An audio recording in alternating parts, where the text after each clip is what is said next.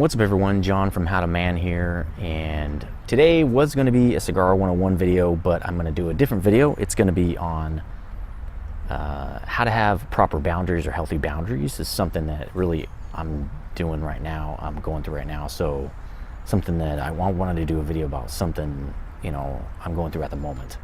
So hold on, let me get my notes up. We're going to start in a second.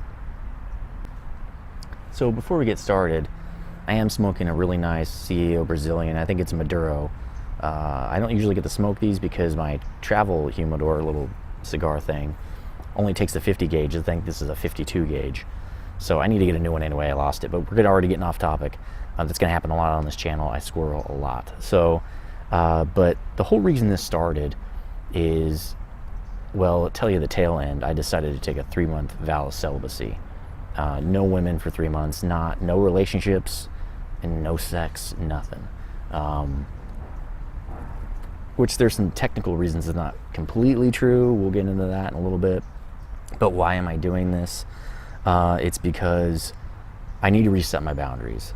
I have a problem sometimes with boundaries in relationships where it starts to overlap too much, or what I need or want is just not getting met anymore because I'm letting people creep into my boundaries. And we'll get into that a lot, but that's really why I'm doing this video. So again, I wanted to do something, you know, that's apt to what I'm wanting to talk about right now and things that I'm dealing with right now. So to step back a little bit, the reason I'm taking this 3-month vow of celibacy is because I just got out of a relationship a couple weeks ago, and I actually been noticing for the past 6 months to a year that I was not getting enough me time to do my own hobbies, time to hang out with friends or make new friends. Wasn't getting enough of that time, and it was slowly driving me crazy. But part of that is because I allowed that to happen. I didn't set firm boundaries. I didn't really know what my boundaries need to be. I don't know what I need as far as me time. So that's why it kind of things went bad a little bit. But that's why I'm taking this 3 months off, to just reset my boundaries and figure myself out. How much time do I really need, so that when I want to get back into relationships, I know how much I can give. I can say, I can give you this much time and that's it. Or these are my boundaries and don't cross them, please, because it's going to go bad. I'm not going to get enough time for myself. I guess we should talk about what is a healthy boundary. My phone, which has my notes on it, keeps trying to turn off. What is a healthy boundary? A healthy boundary is something that the boundaries you need to keep in order to stay sane is too generic of a term, but to stay happy and to keep doing what you're doing and feel like you're happy, you're having a great time, right? With whatever it is they have a boundary with. It could be a work boundary, it could be a personal boundary, like personal friendships. It could be romantic relationships, sexual boundaries, physical boundaries. There's a lot of different boundaries that you kind of need to set up and figure out about yourself so that you can discuss them with people, especially when they're going to violate those boundaries. You can say, hey, don't do that. This is my boundary. Then after you say that, hopefully they respect that, because if they don't, things are going to go bad. Things are going to get bad. You're probably not going to be, you're going to leave that situation probably. I think, and I'd say that this is mainly a problem in relationships, because I think that's because I only really have a problem with it with romantic relationships. But I mean, I think that's probably, I'm projecting. Other people might have a harder time with work relationships and work boundaries. But for me, it's relationships. And the reason I tend to think that it's the area where it's hardest to set boundaries is because usually in romantic relationships, there's a lot of, that person's involved in a lot of parts of your life. And so it's easier for that boundary to get crossed. Especially when you're talking about spending more and more time with that person. You maybe go from dating to boyfriend, girlfriend. Well, do we spend more time together? Especially also when people do it like in the 2 or 3 weeks, meeting somebody and the person's at their house almost every night, or they're almost moving in. The boundaries are already getting crossed. Like those boundaries are messed up. So I think it's just hardest to set those boundaries in relationships, and to know what your boundaries, what you need as a boundary in relationships, because there's just so much overlap. Work is kind of easy for me. Maybe not for you, I'm not sure. When I leave work, I'm not interacting with that boundary anymore, because for me, I don't take work home. I only work at work while I'm at work. Now, there might be times where I get called up to do something, I do it, but so that's a little bit easier. Relationship boundaries, there's really no set rules. It's not like when you leave, okay, you're not going to text anymore, they're not going to just come over. You have it set up on Monday every time. Maybe you do, and that's fine, that's your boundary. But people usually don't do that. So it's really easy to get those boundaries all messed up. The personal boundaries that can get messed up in a relationship, mine is time. I need a certain amount of time to myself. I have a lot of hobbies. How to Man channel is one of my hobbies, turned to business, but a lot of side things. I have a surfboard. I have oil paint set up with easel and all that stuff. What other hobbies do I have? I play video games, obviously. I do YouTube. I do frisbee golf. I just picked that back up again. I have archery. I have tons of hobbies. And I don't mind doing that with my girlfriend or whoever I'm with, but I need that time to do my hobbies.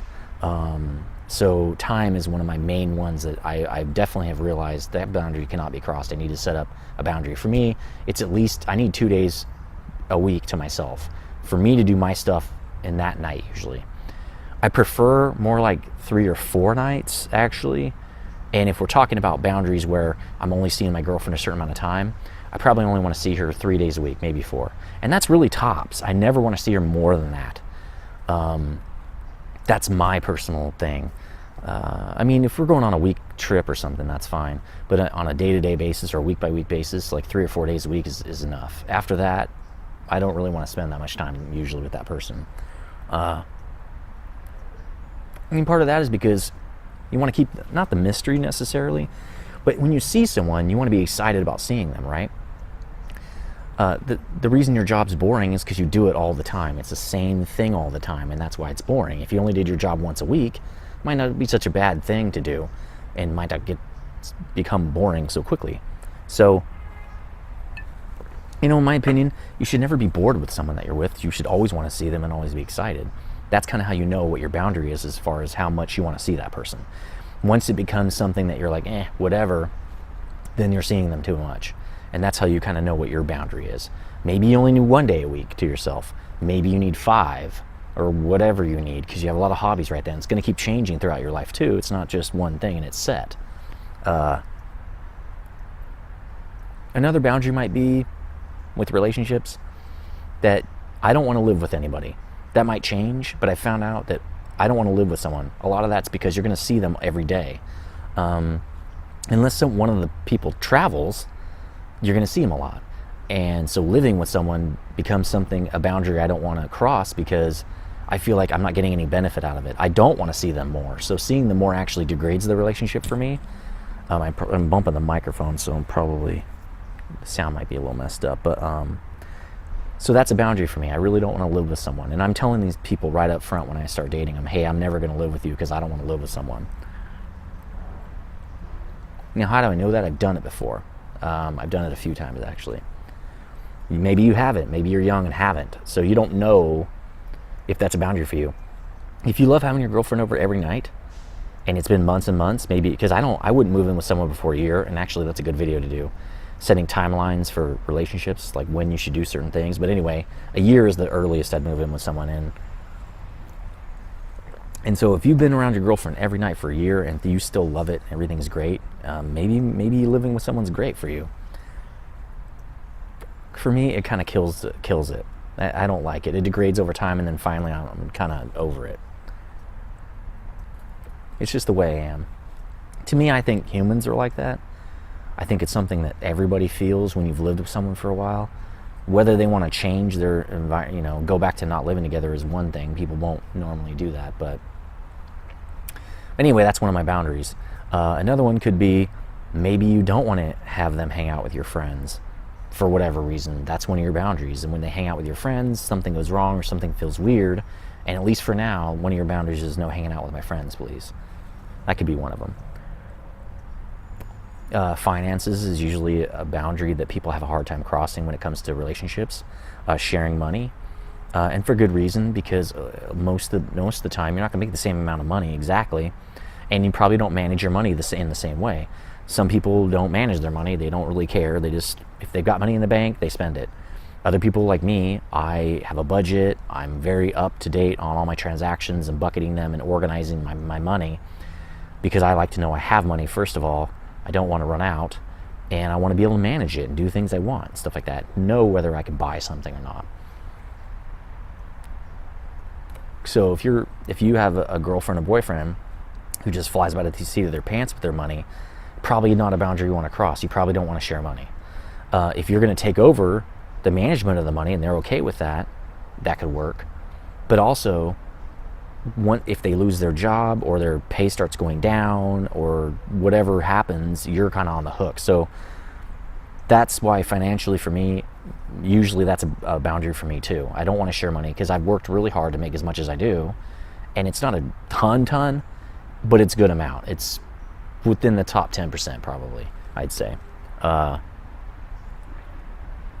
So I don't want to share that if you have an unstable income. If you have a really stable income, maybe, again, you got to figure out what your boundaries are.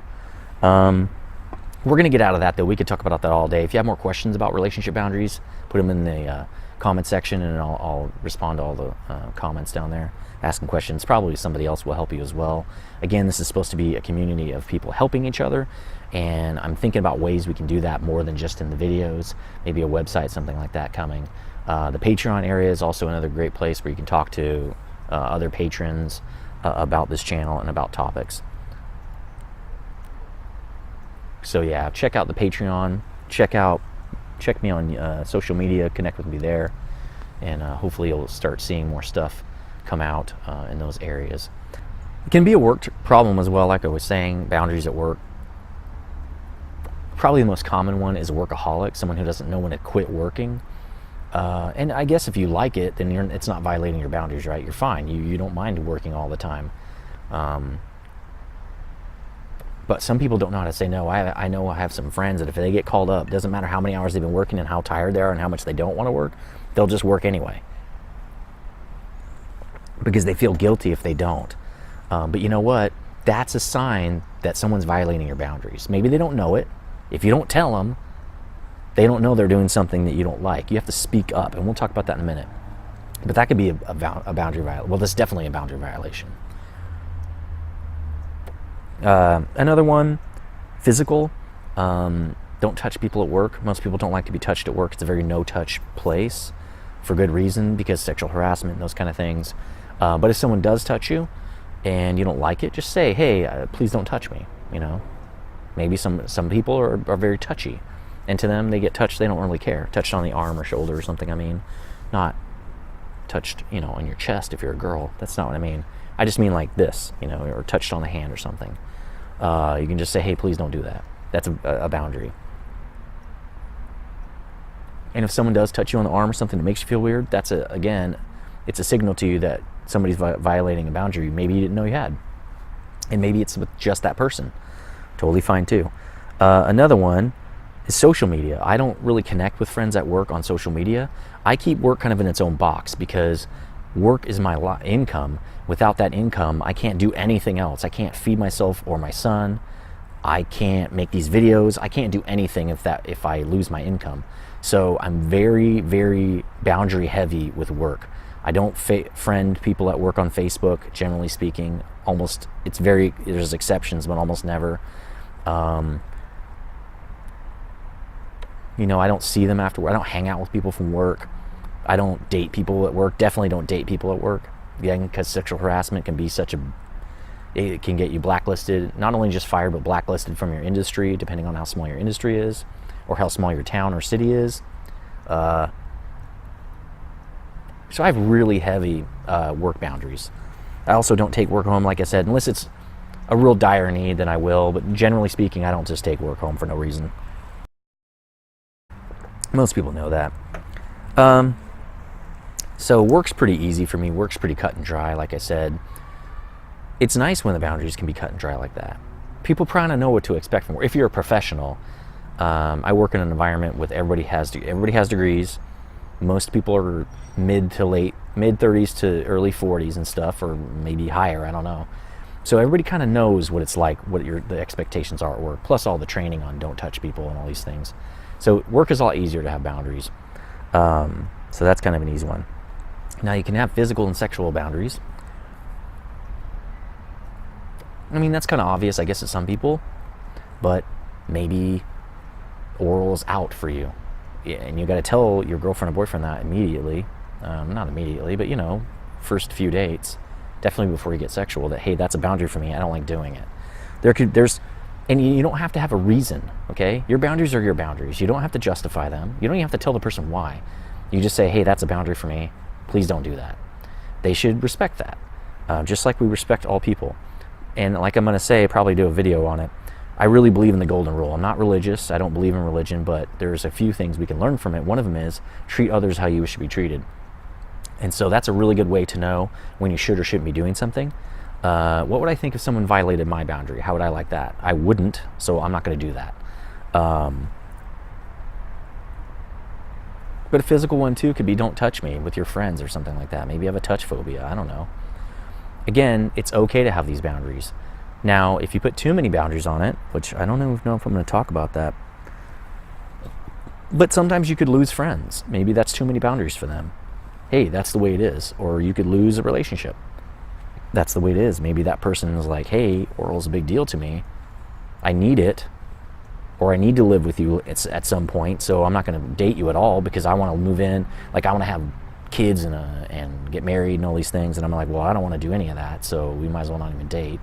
And that's totally fine. There's no one way to do anything.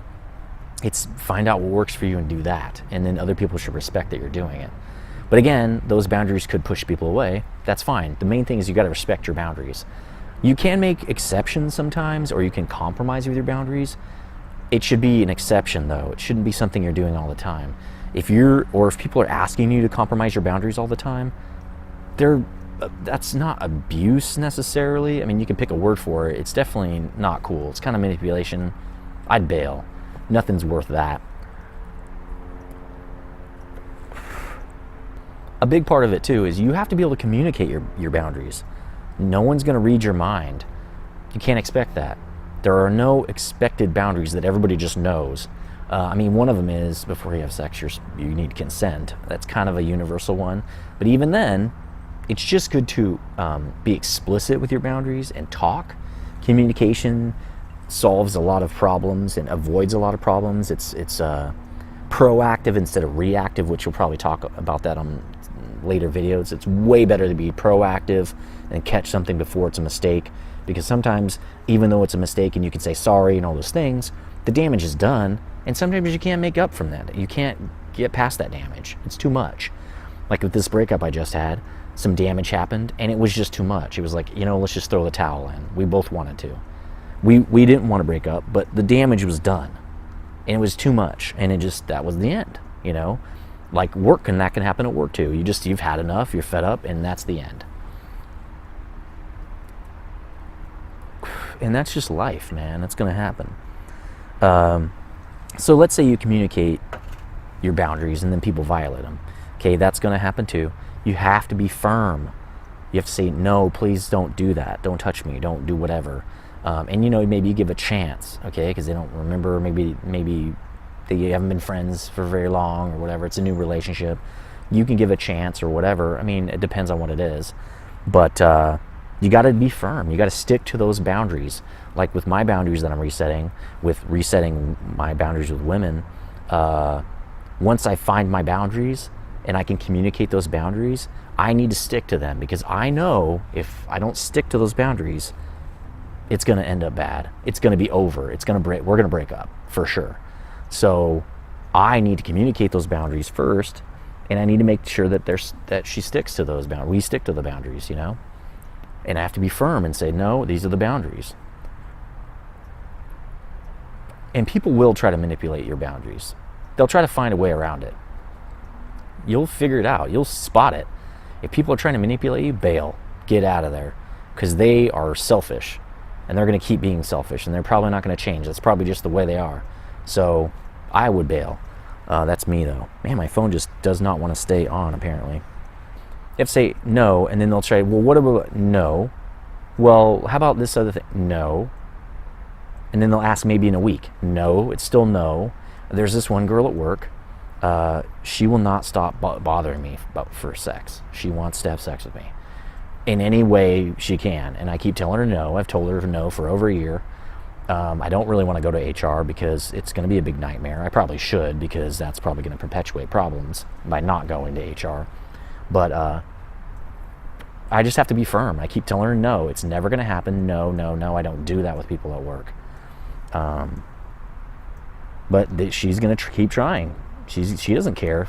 She gets what she wants. That's all she cares about. You know, people are going to do that. They really just want to get what they want. People are selfish in general. Well, you're going to meet some people that are like that. So when your boundaries get crossed and you give that person a chance or two, it's time to just bail. It's time to cut the cord and tell me, you know, if you do that again, we cannot stay friends, or we cannot stay together. Something bad's going to happen. I can't work here anymore if you don't respect my boundaries. And that's perfectly acceptable. You're going to have to cut stuff. I mean, you're going to have to weigh the cost benefit there, because it's going to be costly, possibly, especially if you have to find a new job. That's a lot of work, right? Or if you have to move out and find a new place and all these other things, it can be costly. So, but you got to do it. It's never going to get better. It's just going to get worse. People generally don't fix things. You can give a chance. From my experience, 90% of the time, it doesn't get fixed. It's just going to keep repeating until you just get tired of it. And then you think, wow, why did I wait 2 more years? I should have just done this 2 years ago. I should have bailed 2 years ago. And you wasted 2 years. So that's pretty much it. Leave questions in the comment section. Boundaries, the big thing. I'm only 2 months in to this 3 months of celibacy. I'm going to be doing it till the end of the year. It's already difficult. But what the nice thing about it is there's no stress. Like when I see a girl that I like, I don't have to worry about approaching or talking to them or whatever. In fact, it's relieved some of that pressure, so I can actually be more flirtatious and do more things like that, because I know I'm not even going to ask them out, so there's no pressure at all, which is kind of nice. It's actually boosted my confidence a lot, which is a really weird thing, but it's definitely difficult. We'll see how that goes. Now, if I find someone really awesome, I'm going to break that vow. You know, if I just run into somebody who's pretty much perfect, I don't want to break the vow, but I don't think that's going to happen. So usually the guys chase, not the girls. So anyway, thanks for watching, and hopefully, sorry about last week I didn't have a video. I'm just still trying to get this all up and running. Okay, finding my tripod, all my gear and stuff, and getting it all kind of set up. So hopefully I'll start to have a video every week. And I'm just going to start talking about the stuff I want to talk about, instead of trying to line up videos that I want to do and then not doing them, like the cigar one. It's going to take a lot of work. So I'm going to try to do the cigar video next week, but I don't know. We'll see. So I will hopefully see you next week. Again, Patreon, hit me there, join up, become a patron. I'm going to start filling that stuff up with, like, you see when you go see the perks of being a patron. And hit me on social media as well. I post to Instagram all the time. Need to start getting on Facebook more. Anyway, I will see you next Friday, and as I've always said, stay frosty.